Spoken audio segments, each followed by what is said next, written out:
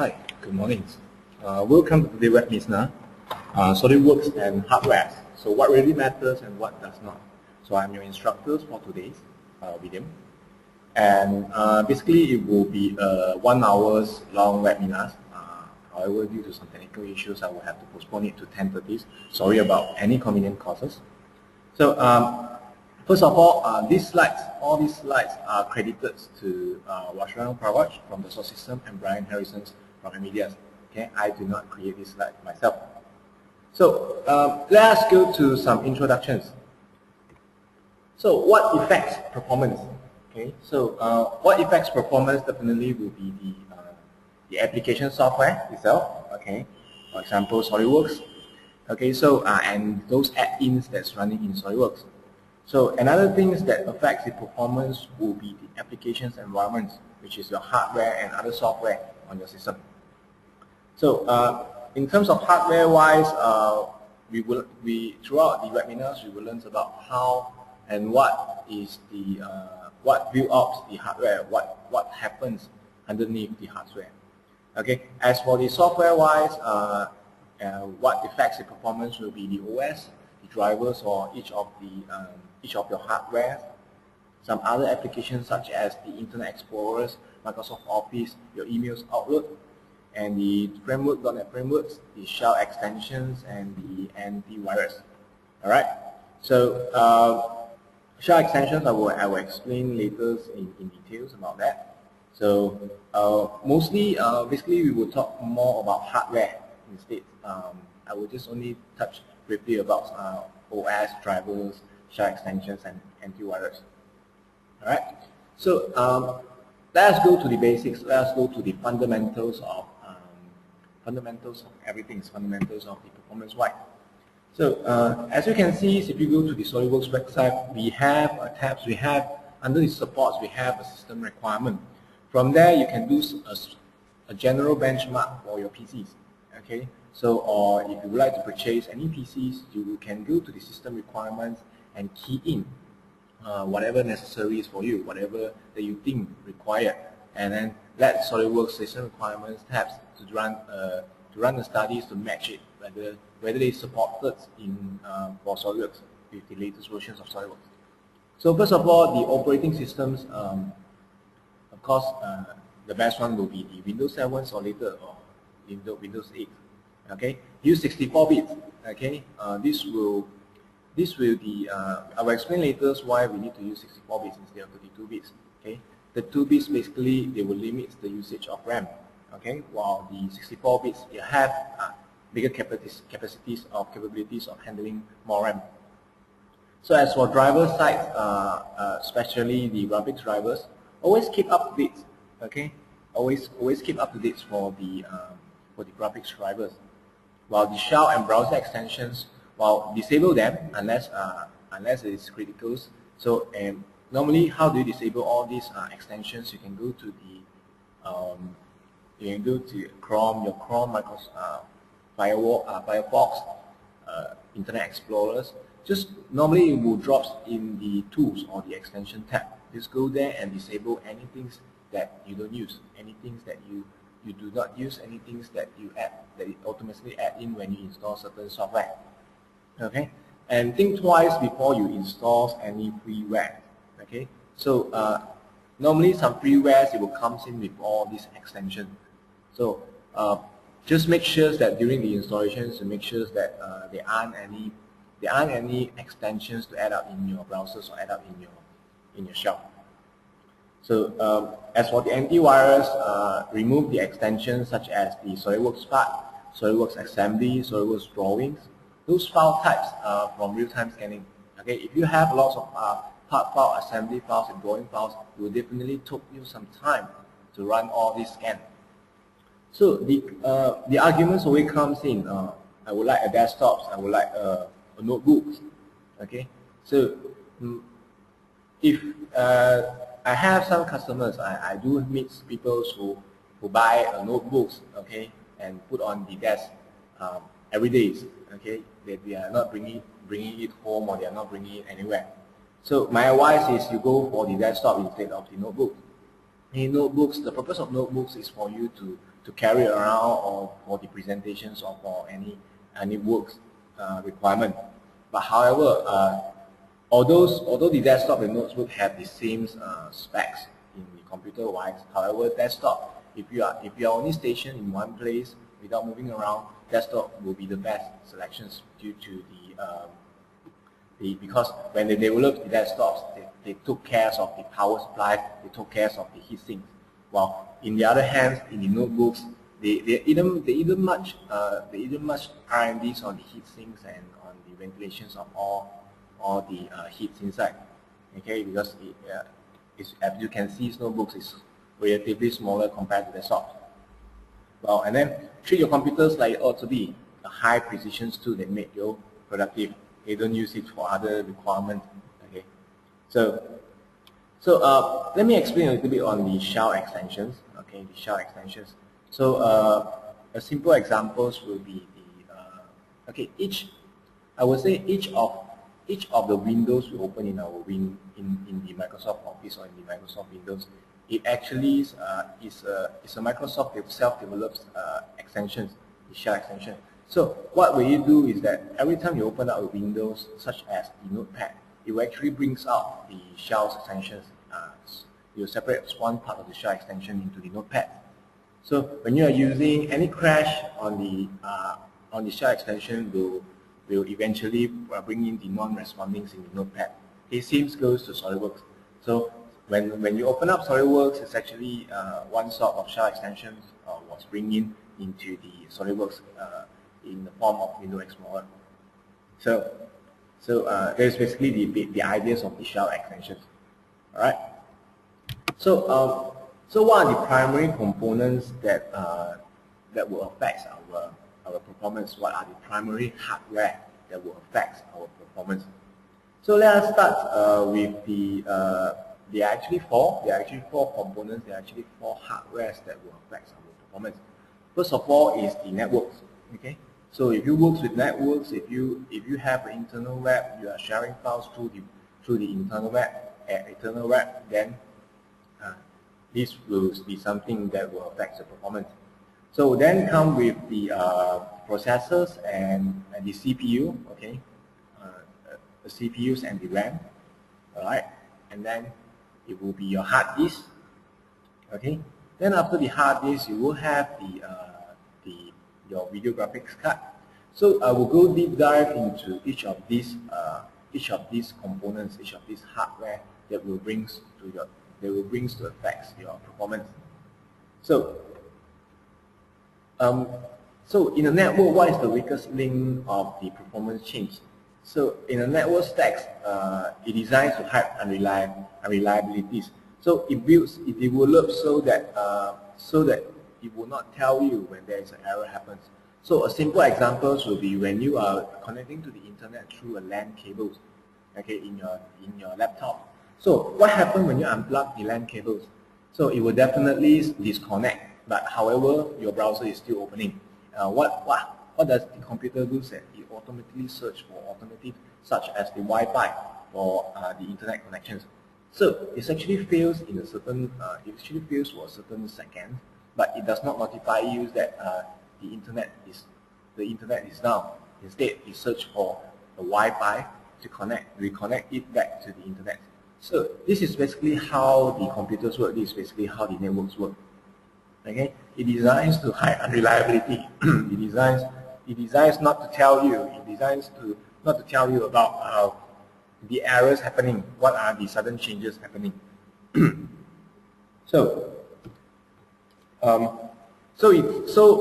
other words, this means that it will get slower without letting you know, without telling you. So and then we will go to the introduce of latencies and timeout. So this is basically it goes in the IP, Internet Protocols layers, or the TCP. So I don't want to go deep in this. It's about the protocoling. All right. So and then the next will be the setup and issues that are unique for each environment. So it builds that way that it's hard to reproduce and to fix bugs, and it's hard to fix bugs.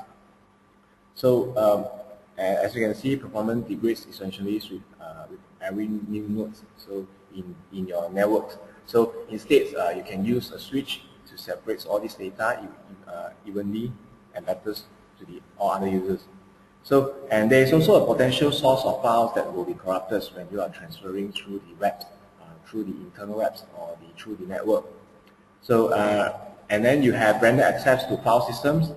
Okay, it's masked by the networks. Let's say it's a certain IP, they will have the access to go through to the system. So there are no controls over all these things.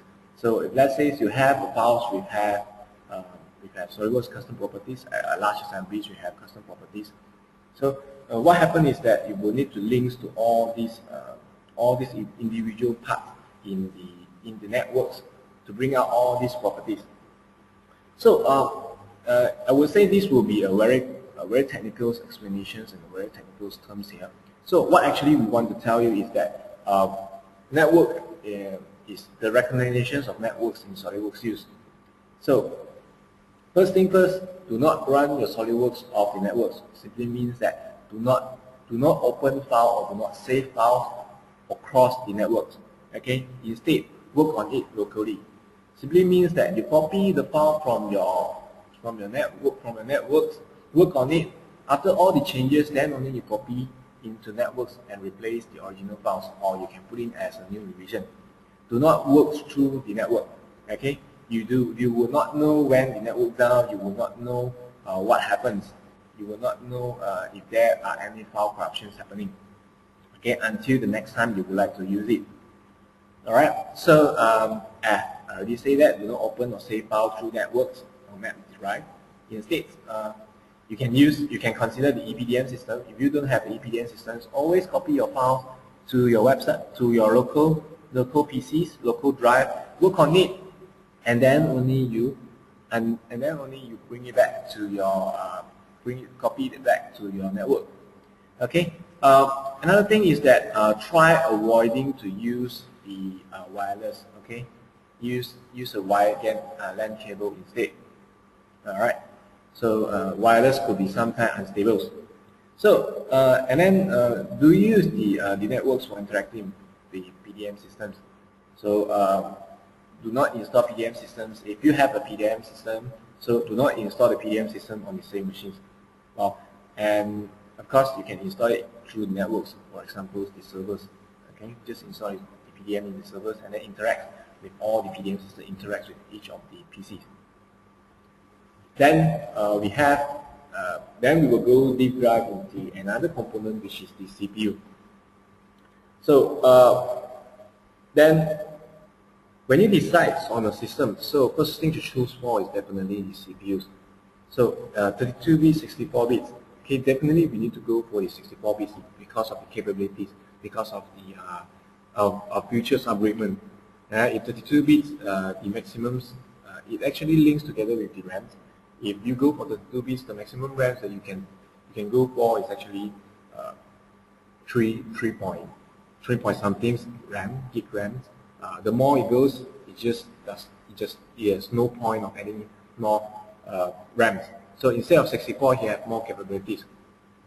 So as for the part assembly designs, the simulations or renderings, so you look for the words of turbo boost. Okay, dynamically it will.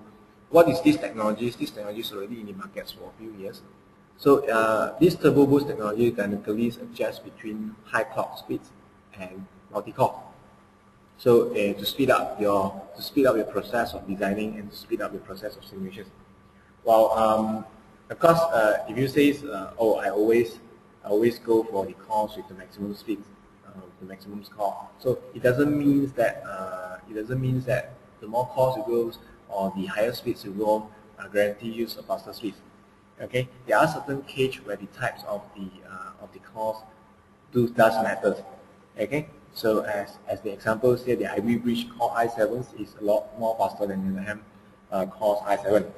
So as for the simulations or the photo views 360 users, so definitely you need to get more cores. While in 2013 there is this new technologies of network renderings. So all you need to do is just install a piece of the photo renderings into each of the PCs. So what you can do is that you can borrow the core from other PC to render your files instead of using the cores inside your own PCs, so that you can still work on your things at the same time let the photos to be rendered. Alright? So, and then the next thing will be your motherboards and RAM. Okay, the next thing will be the motherboards and RAM. So after you fix up the CPU, then you will go for the motherboards that support the CPUs.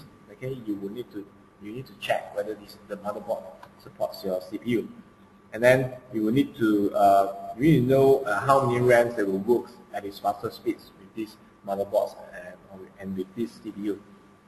So if the RAM is not matched, you will not get the best values out of your money.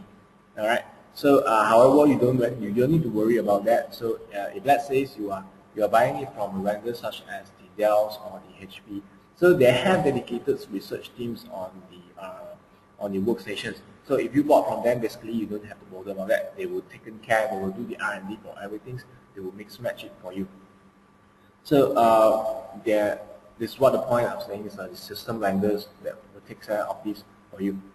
So, what about the ECCs or the non-ECCs RAM? What is the difference here? So, ECC simply means of error self-correcting. So, this is particularly useful when because as you know that each of the components, each of the chips, there might be some flaws in the ceramics. Okay, you can't guarantee 100% of flawless.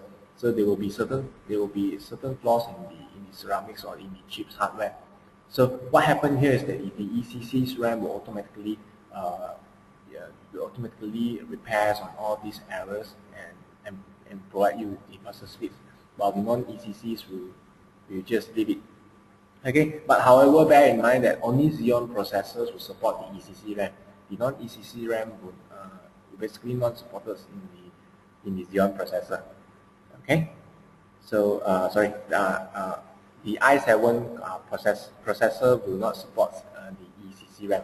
Okay, let me repeat it again. The the ECC only support in Xeon processor, but it does not support in the i7 processor.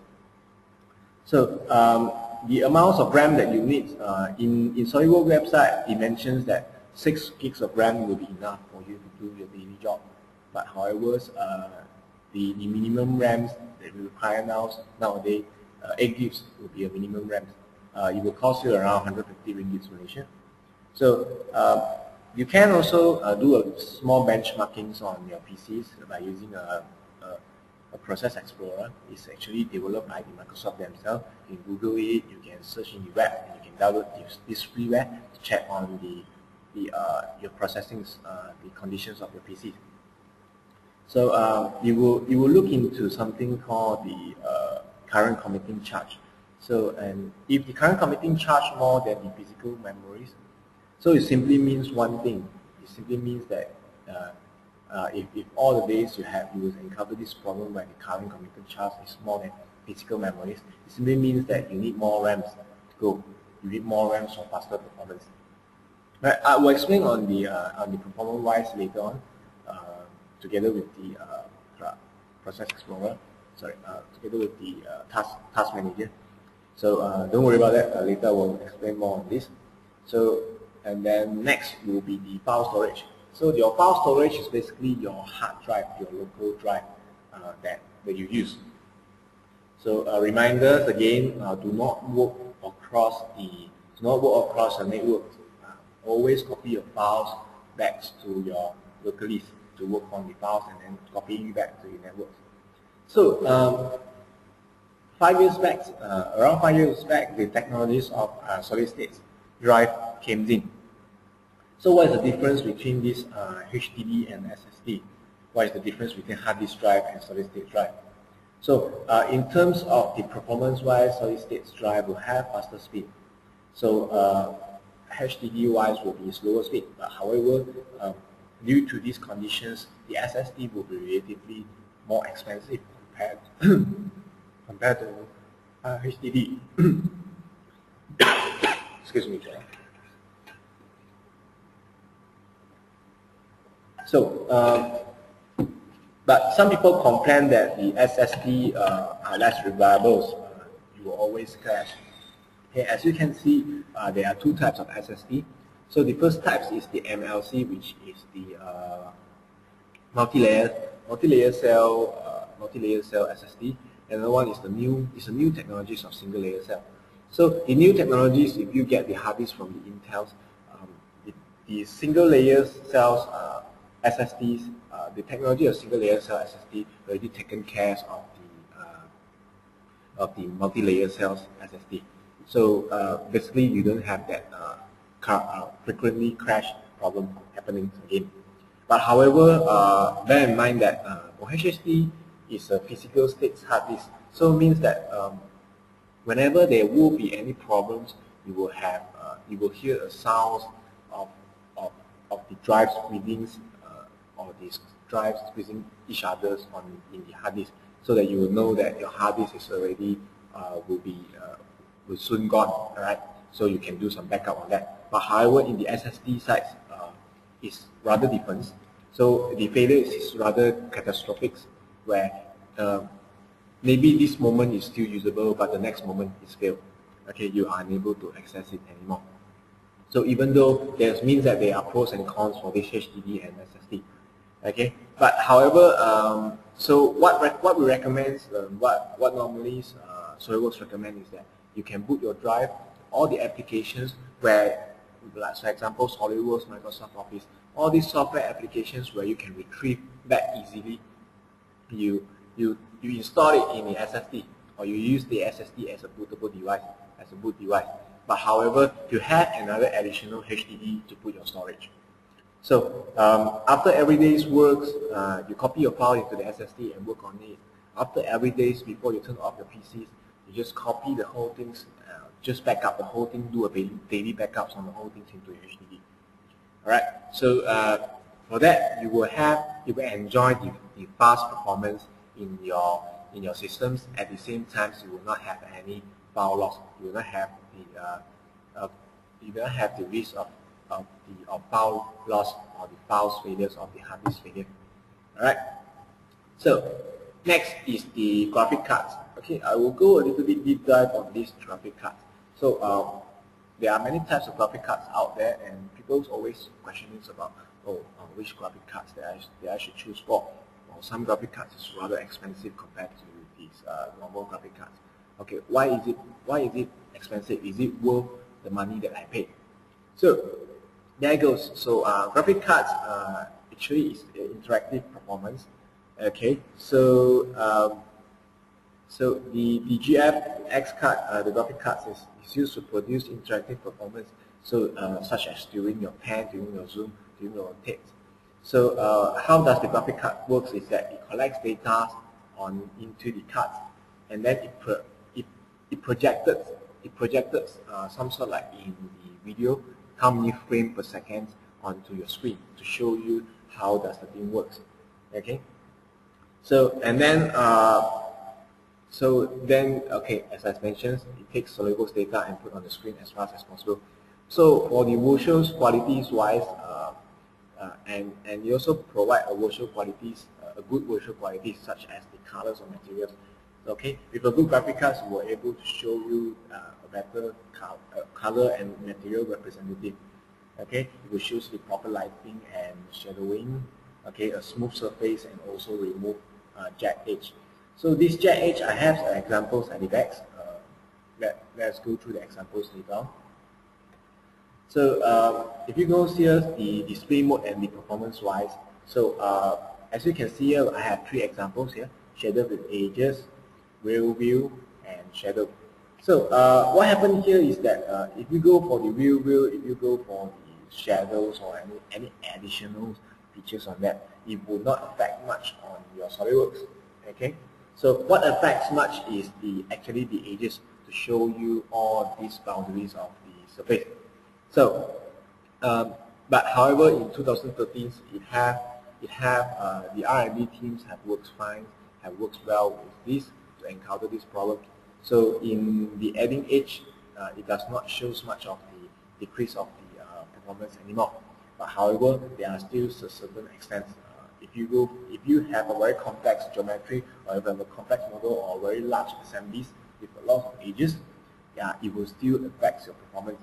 But however, if you talk about shadows, if you talk about the real view, it will not affect. It's the same theory as you projected how many frames on the screen per second.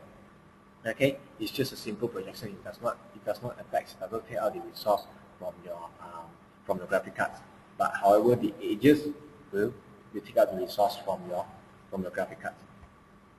So the things that affects the assembly performance. Okay, first thing first is a flattened assemblies. So what does this flattened assemblies mean?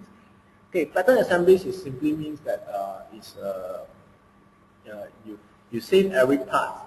You save the assemblies into a part level. Okay, so that you have multi-bodies parts. You have multi-body parts.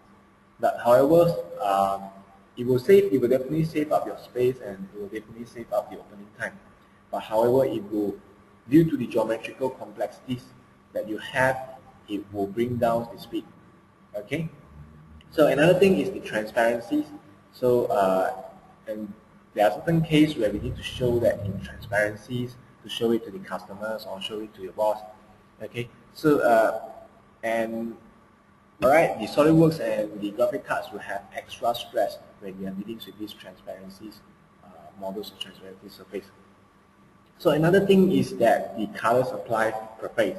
So the case here is that if you apply colors on each of the face, it will somehow drag the performance of your SolidWorks and your computers. But instead of, if you really need to put in color, instead of putting the colors on each of the face, you apply colors for the whole body or the whole part instead. Alright? So what do we do when the performance is not good? Okay? So first thing first, turn off the edges if you can. Okay? So the edges are account for 50% of the cost per frames in the display.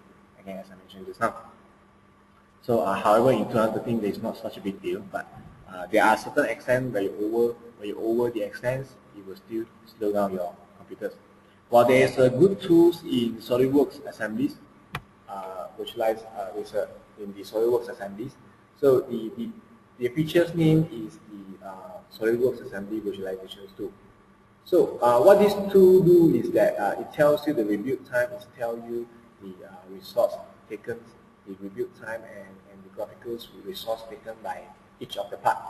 So normally a good examples will be the gear. Okay, gear with a lot of T's will take up a lot of visual power, will take up lots of graphic cards resources. So I'm not telling you to delete away that models or delete away that parts or anything, but maybe you can do some simplifications, or for the particular part you just change it to shaded without the edge. So shaded mode without the edge. So it will definitely spice up your speed of handling these assemblies. So, and then use the level of detail settings. The level of detail settings, you can search it out in the options, and then in the system options, performance-wise, you will have sliders there. So where it tells you the level of detail. So when you close the level, when you off the level of detail, it simply means that you are working on 100% full force on the graphic cards. Okay, where you are rotating, you will see a very good image. You reserve all the image edges when you are rotating, but in exchange, you will have a slow performance. However, if you slightly drag it to the right hand side, you slightly drag it to the last level of details, so it will eventually right. I will tell this in the next slide. Okay, so if with the levels of with the level of details off, you will have, when you are rotating, you will have something on your left hand side. But however, if you have the level of details where you adjust the slider to the right, so you will have all these. When you are rotating or when you are panning, you will see these components will be simplified during the rotations or during the panning. So this will basically speed up your performance when you're handling large assembly. So they comes in so many graphic cards models. So FX, Q models. So what really helps you? Okay, so on the skills, what is the importance one? So it will depend on, as you can see here, the Quadro 2000s will be the most suitable or the most budget or the most suitable suggested graphic cards. So as you can see the sliders, the higher models that you go, the high tiers model that you go, you will definitely have better performance and faster performance.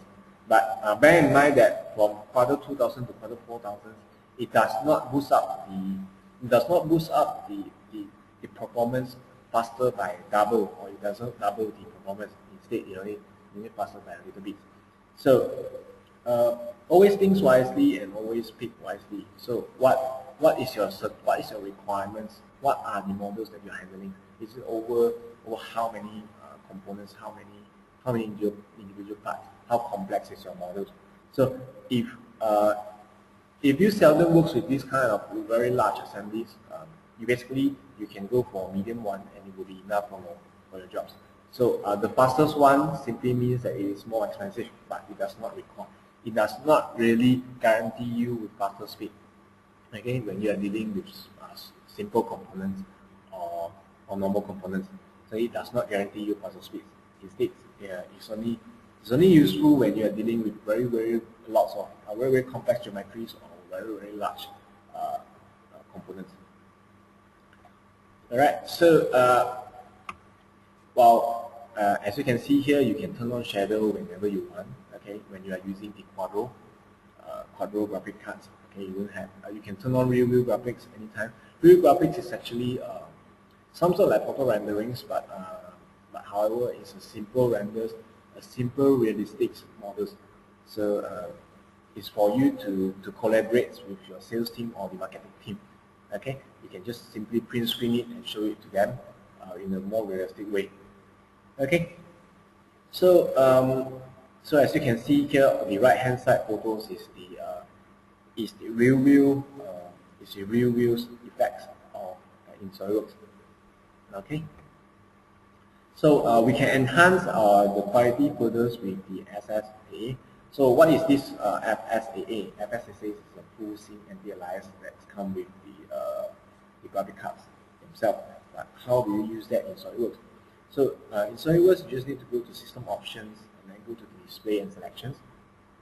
So under the anti-alias, you can choose for that. So normally you don't pick none. None is for those that are not using professional graphic cards, such as the GeForce or others graphic cards. So the anti-alias Edge and Sketch is better. So the full sync anti-alias is actually the smoother line that you got in your drawings or in your models. So I will show the examples in the next. I will show you the example later. I think I have the examples later in the later slide. So and we have these options that is already in SolidWorks for a very long time ago, the ambient occlusions. So you need to turn on the real-world graphics in order for you to see this effect. So as you can see here at the top one is a normal models with real-world graphics. So with ambient occlusions, you will see the shadowings in the edges or in the corners. Okay, it will give you more realistic view. Okay, a light and shadows that from certain angles. Okay, it will give you better view. Okay, it's a compare. This is the models. This is the graphics where you highlight, where you turn on the real graphics and also the ambient occlusions. Okay, so as for the stabilities and performance-wise, always look for the certified drivers by SolidWorks. Okay, you can go to SolidWorks websites. Okay, you can always search for the selections here. You can search for the system vendors and the graphics type that you want. okay, and the current SolidWorks versions that you are working on. So yeah, basically these systems, this filtering will tell you whether this is supported or not. Okay. So how do you get there? Simply go to SolidWorks site, search for the system requirement. Okay, this is the link. So professional cards, professional graphic cards, or gaming graphic cards. So nowadays in technologies, if you go for the gaming graphic cards, you can still use the SolidWorks well. Okay, but however, why people still go for the Quadro? Okay, for your information, Quadro graphic cards, the professional graphic cards, is way expensive compared to the GeForce gaming graphic cards. But however, people go for Quadro because of the if let's say you have encountered any graphics issues in the GeForce card, okay, the GeForce gaming cards when you are doing your SolidWorks. So what happened here is that if you lodge a report, if you lodge a bugs reports to the R&D team, they will not solve the problems. They will not solve the problem because that you are using SolidWorks, because their main focus are on the gaming. So as for Quadro sites, they have full R&D research, and they work well together with the SolidWorks R&D team, the R&D development team, so that whenever there are certain issues, there are testing going on, there are certain bugs, they will dedicate to solve these certain bugs or certain issues in the graphic cards or in the drivers itself. And for the GeForce graphic gaming cards, the drivers update is too fast. Okay, instead maybe it will update us every 1 month or every 2 months, because games comes out a lot faster compared to the professional graphic cards applications that you use, such as SolidWorks. SolidWorks only comes out with new versions once a year, but however GeForce, you need to cope with all the new games that are coming up. So as I mentioned here, the relationship between the technicals of the Quadro teams and SolidWorks teams are the main advantage for you to choose for Quadro. So any bugs or any drivers, they will definitely do an update and do a fix for that. Okay, so and then the features that not found in the game card, in certain game card, okay, is the FSAA anti-alias and the FSAA, the FSAA anti-alias features. The real wheel, it will not show also sometimes it will not show in the gaming card. It will shows in the professional card. All right. So the recommended specs or the general specs will be that the Quadro 2000 is good. It's good to support up to thousands of components. Okay, with relatively good real performance. While for bigger assemblies, you can go for the Quadro 4000 or K5000. So of course, with this you will need more memories to handle the complex display. Okay. So then next will be the okay. Next will be the how do you benchmark, a little bit tips of how we benchmark your current system. So how do you measure it? Okay, you need to always measure it in terms such as the stopwatch, using a stopwatch to measure it. When you're opening a file, how long does it take to open the files with complex geometries? Okay, you need to know about that, so that you will know which component is the bottleneck. So what does this bottleneck means? That we need to search what is the crucial things that is blocking, that is causing the low performance. Is it the network? Is it the CPU? Is it the RAM? Or is it the graphic cards? Which of that really cause to these bottleneck situations, and which of these that we require to upgrade, or we require to do some changes? Okay, so you definitely will not want to go for by changing everything in the network, the CPU, the RAM, or the graphic cards. You definitely will not want to go for that. Okay, it will be very costly. So some way of defining the bottlenecks, or some ways of doing the benchmark. Okay, as I mentioned earlier, you can go for the Process Explorer. Okay, you can go for the Process Explorer where you can where it's a freeware developed by the Microsoft. Okay, you just download it and install it, and you will be able to do some checking here. So if you are using or you can also go for the task manager, but as for the Windows 7 wise, the task manager has not much of enhancement. But if you are using Windows 8, you will have certain enhancement in the task manager. Okay, it will shows you it will separate it nicely across each sections. So what is the usage of the CPU? What is the usage of memory? So when you're opening a file or when you are doing something, you can always check on the task manager. So which are the things that takes up lots of resources? So if that particular CPU is always reaches its bottleneck, always reaches 100%, it simply means one thing: your CPU cannot cope with your current task. You need to do some changes, or you need to do some upgrades on that. So the SolidWorks performance benchmarkings, you can actually search it out in the Start SolidWorks folders, and there is the SolidWorks performance checks. You can click on that, and it will do a simple benchmarking test to your current system. Okay, and you can also submit it to the SolidWorks to do some so-called statistics or data mining to show out in the customers to show to the customers what are the average or what are the better performance that other people have. Okay, by sharing this kind of information, you will be able to arrange yourself for better hardware. So so you can also view other people's score in SolidWorks websites. Okay, go to support and share your score. You can see other people's score too. Okay, you can compare with each other. But however, bear in mind that all these scores are for people that actually submitted their score. But there are also other users who have not submitted their score. So there are maybe better combinations of hardware that they are using. Okay, so here are some links. There are some links for the system. This will be my last slides, and there are some links for you to check on your system requirements and also your benchmarking. So there are certain things here. Okay, there are certain links here where you can do. So as for the NVIDIA and SolidWorks, you can go for it. You can go to the NVIDIA, and under the SolidWorks tab, you will have certain graphic card and graphic card drivers for you to choose from.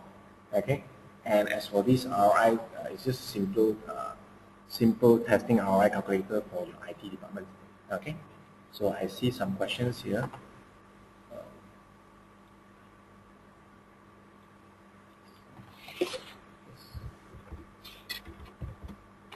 Right. So any questions, you can send me a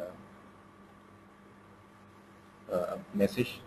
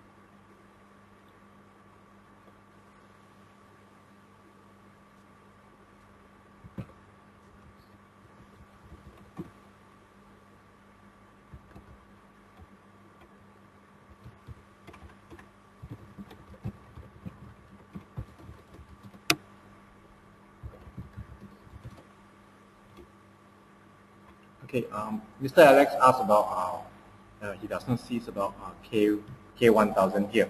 So I does not include K1000 here because that it would be a rather medium specs for each of the PC. As I mentioned just now, the 2000s, Quadro 2000s is actually equivalent to the Quadro. So as the model K1000s is for mobile workstations.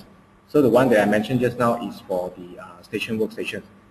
So if you are dealing with more than 1,000 parts, then yes, you need to go for better graphic cards. However, if you does not go for that, you don't have to waste the time. You don't have to waste the money to go for such a good specs of graphic card. All right, did I answer your questions?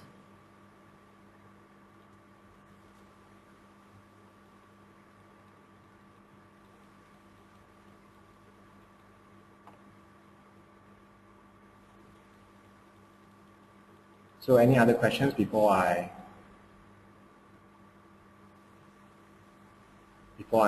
end the sessions?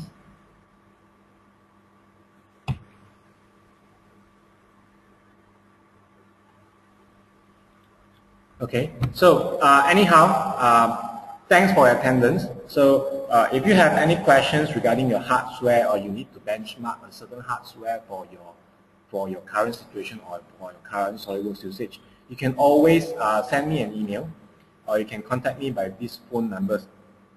Okay, I will assist to you through emails. I will directly call you to assist.